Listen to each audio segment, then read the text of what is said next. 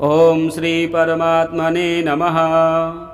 विष्णुसहस्रनाम स्तोत्रम्।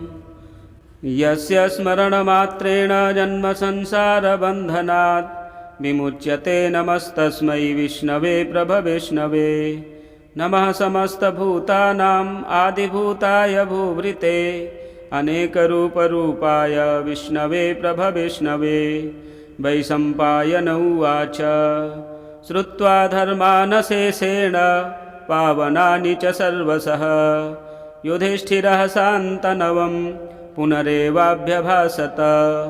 युधिष्ठिर उवाच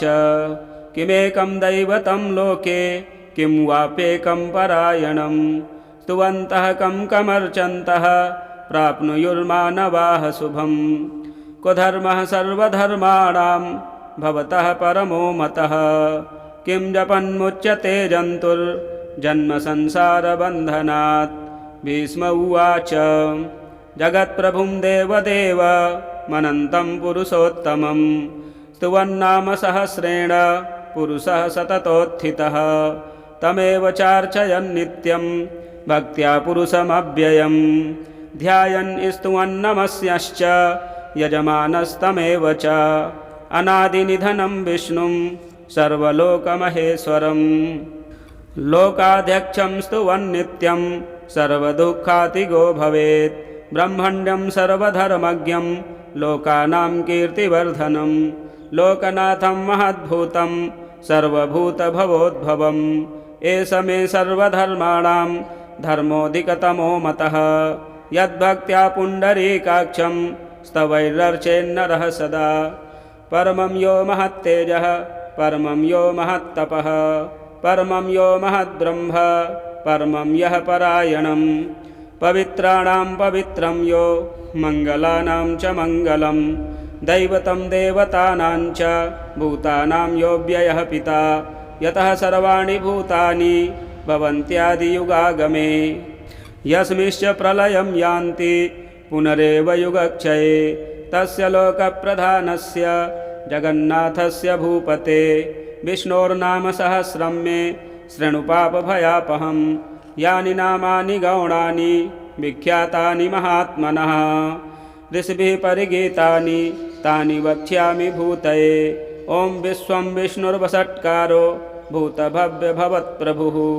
भूतकृद्भूतभृद्भावो भूतात्मा भूतभावनः भूतात्मा परमात्मा च मुक्तानां परमा गतिः। अव्ययः पुरुषः साक्षी क्षेत्रज्ञोऽक्षर एव च योगो योगविदां नेता प्रधानपुरुषेश्वरः। नारसिंहवपुः श्रीमान् केशवः पुरुषोत्तमः सर्वः सर्वः शिवः स्थाणुर्भूतादिर्निधिरव्ययः सम्भवो भावनो भर्ता प्रभवः प्रभुरीश्वरः। स्वयंभूः शम्भुरादित्यः पुष्कराक्षो महासनः अनादिनिधनो धाता विधाता धातुरुत्तमः। अप्रमेयो ऋषिकेशः पद्मनाभोऽमरप्रभुः विश्वकर्मा मनुस्त्वष्टा अस्थविष्टस्थविरो ध्रुवः। अग्राह्यः शाश्वतः कृष्णो लोहिताक्षः प्रदर्दनः प्रभूतस्त्रिककुब्धाम पवित्रं मङ्गलं परम्। ईशानः प्राणदः प्राणो ज्येष्ठः श्रेष्ठः प्रजापतिः हिरण्यगर्भो भूगर्भो माधवो मधुसूदनः। ईश्वरो विक्रमी धन्वी मेधावी विक्रमः क्रमः अनुत्तमो दुराधर्षः कृतज्ञः कृतिरात्मवान्। सुरेशः शरणं शर्म विश्वरेता प्रजाभवः अह संवत्सरो व्यालः प्रत्ययः सर्वदर्शनः अजः सर्वेश्वरः सिद्धः सिद्धिः सर्वादिरच्युतः। विशाखपरिमेयात्मा सर्वयोगविनिःश्रितः वसुर्वसुमनाः सत्यः समात्मा संमितः समः। अमोघः पुण्डरीकाक्षो वृषकर्मा वृषाकृतिः रुद्रो बहुशिरा बभ्रुर्विश्वयोनिः शुचिस्रवाः। अमृतः शाश्वतः स्थाणुर्वरारोहो महातपाः सर्वगः सर्वविद्भानुर्विश्वक्सेनो जनार्दनः। वेदो वेदविदव्यङ्गो वेदांगो वेदवित्कविः लोकाध्यक्षः सुराध्यक्षो धर्माध्यक्षः कृताकृतः चतुरात्मा चतुर्व्यूहश्चतुर्दंष्ट्रश्चतुर्भुजः भ्राजिष्णुर्भोजनं भोक्ता सहिष्णुर्जगदादिजः अनघो विजयो जेता विश्वयोनिः पुनर्वसुः उपेन्द्रो वामनः प्रांशु रमोघः सुचिरुर्जितः अतीन्द्रः संग्रहः सर्गो धृतात्मा नियमो यमः वेद्यो वैद्यः सदा योगी वीरः माधवो मधुः अतीन्द्रियो महामायो महोत्साहो महाबलः महाबुद्धिर्महावीर्यो महाशक्तिर्महाद्युतिः अनिर्देशवपुः श्रीमान् न मेयात्मा महादृधिक् महेश्वासो महीभर्ता श्रीनिवासः सताङ्गतिः अनिरुद्धसुरानन्दो गोविन्दो गोविदाम्पतिः मरीचिर्दमनो हंसः सुपर्णो भुजगोत्तमः हिरण्यनाभः सुतपाः पद्मनाभः प्रजापतिः अमृत्युः सर्वदृक्सिंहः सन्धाता सन्धिमान् निस्थिरः अजो दुर्मर्षणः शास्ता विश्रुतात्मा सुरारिः गुरुर्गुरुतमो धाम सत्यः सत्यपराक्रमः निमिषो निमिषः स्रग्वी वाचस्पतिरुदारधीः अग्रणीर्ग्रामणीः श्रीमान् न्यायो नेता समीरणः सहस्रमूर्धा विश्वात्मा सहस्राक्षः सहस्रपात् आवर्तनो निवृत्तात्मा संवृतः सम्प्रमर्दनः अहः संवर्तको वह्निः रनिलो धरणीधरः सुप्रसादः प्रसन्नात्मा विश्वधृग्विश्वभुग्विभुः सत्कर्ता सत्कृतिः साधुर्जह्नुर्नारायणो नरः असङ्ख्येयो प्रमेयात्मा विशिष्टशिष्टकृच्छुचिः सिद्धार्थः सिद्धसङ्कल्पः सिद्धिदः सिद्धिसाधनः वृषाहि वृषभो विष्णुर्वृषपर्वा वृषोदरः वर्धनो वर्धमानश्च विविक्तः श्रुतिसागरः सुभुजो दुर्धरो वाग्मी महेन्द्रो वसुदो वसुः नैकरूपो बृहद्रूपः शिपिविष्टः प्रकाशनः ओजस्तेजोद्युतिधरः प्रकाशात्मा प्रतापनः रिद्धः स्पष्टाक्षरो मन्त्रश्चन्द्रांशुर्भास्करद्युतिः अमृतांशोद्भवो भानुः शशबिन्दुः सुरेश्वरः औषधं जगतः सेतुः सत्यधर्मपराक्रमः भूतभव्यभवन्नाथः पवनः पावनो नलः कामः कामकृत्कान्तः कामः कामप्रदः प्रभुः युगादिकृद्युगावर्तो नैकमायो महासनः अदृश्यो व्यक्तरूपश्च सहस्रजितनन्दजित् इष्टो विशिष्टः शिष्टेष्टः शिखण्डी नहुषो वृषः क्रोधः क्रोधकृत्कर्ता विश्वमाहुर्महीधरः अच्युतः प्रथितः प्राणः प्राणदो वासवानुजः अपां निधिरधिष्ठानमप्रमत्तः प्रतिष्ठितः स्कन्दः स्कन्दधरो धुर्यो वरदो वायुवाहनः वासुदेवो बृहद्भानु रादिदेवः पुरन्दरः अशोकस्तारणस्तारः शूरः शौरिर्जनेश्वरः अनुकूलः शतावर्ती पद्मी पद्मनिभेक्षणः पद्मनाभोरविन्दाक्षः पद्मगर्भः शरीरभृत् महर्धिरिद्धो वृद्धात्मा महाक्षो गरुडध्वजः अतुलः शरभो भीमः समयज्ञो हविर्हरिः सर्वलक्षणलक्षण्यो लक्ष्मीवान् समितिञ्जयः विक्षरो रोहितो मार्गो हेतुर्दामोदरः सहः महीधरो महाभागो वेगवानमितासनः उद्भवः क्षोभणो देवः श्रीगर्भः परमेश्वरः करणं कारणं कर्ता विकर्ता गहनो गुहः व्यवसायो व्यवस्थानः संस्थानः स्थानदो ध्रुवः परर्धिः परमस्पष्टस्तुष्टः पुष्टः शुभेक्षणः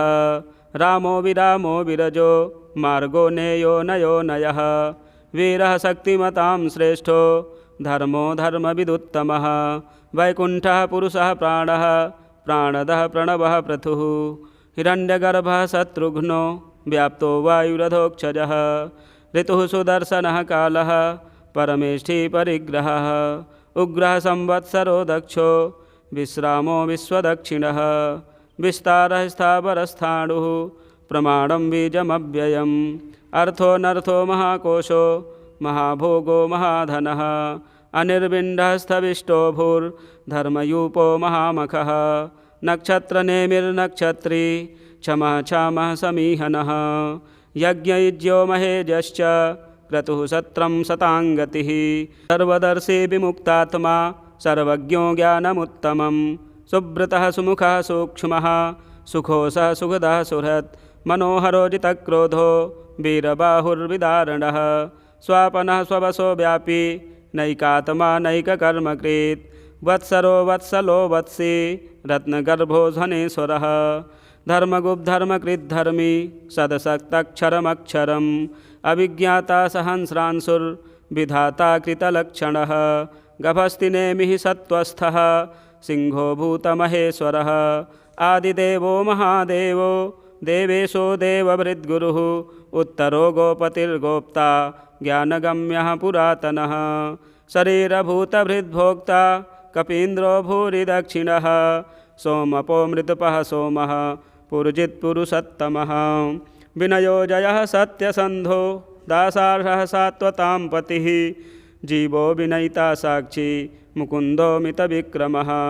अम्भो निधिरनन्तात्मा महोदधिशयोऽन्तकः अजो महार्हः स्वाभाव्यो जितामित्रः प्रमोदनः आनन्दो नन्दनो नन्दः सत्यधर्मा त्रिविक्रमः महर्षिः कपिलाचार्यः कृतज्ञो मेदनीपतिः त्रिपदस्त्रिदशाध्यक्षो महाशृङ्गः कृतान्तकृत् महावराहो गोविन्दः सुषेणः कनकाङ्गदी गुह्यो गभीरो गहनो गुप्तश्चक्रगदाधरः वेदाः स्वाङ्गोजितः कृष्णो दृढसङ्कर्षणोच्युतः वरुणो वारुणो वृक्षः पुष्कराक्षो महामनाः भगवान् भगः नन्दी वनमाली हलायुधः आदित्यो ज्योतिरादित्यः सहिष्णुर्गतिसत्तमः सुधन्वाखण्डपरशुर्दारुणो द्रविणप्रदः दिवि स्पृक्सर्वदृग्व्यासो वाचस्पतिरयो निजः त्रिसामा सामगः साम निर्वाणं भेषजं भिषक् सन्न्यासकृच्छमः शान्तो निष्ठा शान्तिः परायणं शुभाङ्गः शान्तिदः स्रष्टा कुमुदः कुवलेशयः गोहितो गोपतिर्गोप्ता वृषभाक्षो वृषप्रियः अनिवर्ति निवृत्तात्मा संक्षेप्ता क्षेमकृच्छिवः श्रीवत्सवक्षा श्रीवासः श्रीपतिः श्रीमतां वरः श्रीधः श्रीशः श्रीनिवासः श्रीनिधिः श्रीविभावनः श्रीधरः श्रीकरः श्रेयः श्रीमान्लोकत्रयाश्रयः स्वच्छः स्वङ्गः सतानन्दो नन्दिर्ज्योतिर्गणेश्वरः विजितात्मा विधेयात्मा सत्कीर्तिच्छिन्नसंशयः उदीर्णः सर्वतश्चक्षुर्निशः शाश्वतस्थिरः भूषयो भूषणो भूतिर्विशोकः शोकनाशनः अर्चिष्मानर्चितः कुम्भो विशुद्धात्मा विशोधनः अनिरुद्धो प्रतिरथः प्रद्युम्नोमितविक्रमः कालनेमिनिः वीरः शौरिः शूरजनेश्वरः त्रिलोकात्मा त्रिलोकेशः केशवः केशिहा हरिः कामदेवः कामपालः कामीकान्तः कृतागमः अनिर्देशवपुर्विष्णुर्वीरोऽनन्तो धनञ्जयः ब्रह्मण्यो ब्रह्मकृद्ब्रह्मा ब्रह्मविवर्धनः ब्रह्मविद्ब्राह्मणो ब्रह्मी ब्रह्मज्ञो ब्राह्मणप्रियः महाक्रमो महाकर्मा महातेजा महोरगः महाक्रतुर्महायज्वा महायज्ञो महाहविः स्तव्यः स्तवप्रियः स्तोत्रं स्तुतिः स्तोतारणप्रियः पूर्णः पूरयिता पुण्यः पुण्यकीर्तिरनामयः मनोजवस्तीर्थकरो वसुरेता वसुप्रदः वसुप्रदो वासुदेवो वसुर्वसुमना हविः सद्गतिः सत्कृतिः सत्ता सद्भूतिः सत्परायणः शूरसेनो यदुश्रेष्ठः सन्निवासः सुयामुनः भूतावासो वासुदेवः सर्वासु निलयो नलः दर्पः दर्पदो दृप्तो दुर्धरोऽथा पराजितः विश्वमूर्तिर्महामूर्तिर्दीप्तमूर्तिरमूर्तिमान् अनेकमूर्तिरव्यक्तः शतमूर्तिः शताननः एको नैकः सवः कः किं यत्तत्पदनमुत्तमं लोकबन्धुर्लोकनाथो माधवो भक्तवत्सलः सुवर्णवर्णो हेमांगो वरांगश्चंदनांगदी वीरः विषमः शून्यो घृताशीरचलश्चलः अमानी मानदो मान्यो लोकस्वामी त्रिलोकदृक् सुमेधा मेधजो धन्यः सत्यमेधाधराधरः तेजो वृषोद्युतिधरः सर्वशस्त्रभृतांबरः प्रग्रहो निग्रहो व्यग्रो नैकशृङ्गो गदाग्रजः चतुर्मूर्तिश्चतुर्बाहुश्चतुर्व्यूहश्चतुर्गतिः चतुरात्मा चतुर्वेदविदेकपात् समावर्तो निवृत्तात्मा दुर्जयो दुरतिक्रमः दुर्लभो दुर्गमो दुर्गो दुरावासो दुरारिः शुभांगः लोकसारंगः सुतन्तुस्तन्तुवर्धनः इंद्रकर्मा महाकर्मा कृतकर्मा कृतागमः उद्भवः सुन्दरः सुन्दो रत्ननाभः सुलोचनः अर्को वाजसनः शृङ्गी जयन्तः सर्वविजयी सुवर्णबिन्दुरक्षोभ्यः सर्ववागीश्वरेश्वरः महाहृदो महागर्तो महाभूतो महानिधिः कुमुदः कुन्दरः कुन्दः पर्जन्यः पावनो नीलः अमृतासोऽमृतवपुः सर्वज्ञः सर्वतोमुखः सुलभः सुव्रतः सिद्धः शत्रुजिच्छत्रुतापनः न्यग्रोधोदुम्बरो स्वस्थश्चाणूरान्ध्रनिषूदनः सहस्रार्चिः सप्तजिह्वः सप्तैधाः सप्तवाहनः अमूर्तिरनघोचिन्त्यो भयकृद्भयनाशनः अणुर्बृहत्कृशः स्थूलो गुणभिर्निर्गुणो महान् अधृतः स्वधृतः स्वास्यः प्राङ्वंशो वंशवर्धनः भारभृत्कथितो योगी योगीशः सर्वकामदः आश्रमः श्रमणः क्षामः सुपर्णो वायुवाहनः धनुर्धरो धनुर्वेदो दण्डो दमयितादमः अपराजितः सर्वसहो नियन्ता नियमो यमः सत्त्ववान् सात्विकः सत्यः सत्यधर्मपरायणः अभिप्रायः प्रियार्होर्हः प्रियकृत्प्रीतिवर्धनः विहाय सगतिर्ज्योतिः सुरुचिर्हुतभुग्विभुः रविर्विरोचनः सूर्यः सविता रविलोचनः अनन्तो हुतभुग्भोक्ता सुखदो नैकजोऽग्रजः अनिर्विण्डः सदामर्षि लोकाधिष्ठानमद्भुतः सनातनतमः कपिलः कपिरप्ययः स्वस्तिदः स्वस्तिकृत् स्वस्ति स्वस्ति भुक् स्वस्ति दक्षिणः अरौद्रः कुण्डलीचक्री विक्रम्यूर्जितशासनः शब्दातिगः शब्दसः शिशिरः सर्वरीकरः अक्रूरः पेशलो दक्षो दक्षिणः क्षमिणाम्बरः विद्वत्तमो वीतभयः पुण्यश्रवणकीर्तनः उत्तारणो दुष्कृतिः पुण्यो दुःस्वप्ननाशनः वीरः रक्षणः सन्तो जीवनः पर्यवस्थितः अनन्तरूपोऽनन्तश्रीर्जितमन्युर्भयापहः चतुरस्रो गभीरात्मा विदिशो व्यादिशो दिशः अनादिर्भूर्भुवो लक्ष्मीः सुवीरो रुचिराङ्गदः जननो जनजनमादिर्भीमो भीमपराक्रमः आधारनिलयो धाता पुष्पहासः प्रजागरः ऊर्ध्वगः सत्पथाचारः प्राणदः प्रणवः पणः प्रमाणं प्राणनिलयः प्राणभृत्प्राणजीवनः तत्त्वं तत्त्वविदेकात्मा जन्ममृत्युजरातिगः भूर्भुवः स्वस्तरुस्तारः सविता प्रमितामहः यज्ञो यज्ञपतिर्यज्वा यज्ञाङ्गो यज्ञवाहनः यज्ञभृत्यज्ञकृद्यज्ञी यज्ञभुग्यज्ञसाधनः यज्ञान्तकृतयज्ञ गुह्यमन्नमन्नाद एव च आत्मयोनिः स्वयं जातो वैखानः सामगायनः देवकीनन्दनः स्रष्टा क्षितीशः पापनाशनः शङ्खभृन्नन्दकी चक्री सारङ्गधन्वा गदाधरः रथाङ्गपाणिरक्षोभ्यः सर्वप्रहरणायुधः ॐ नम इति।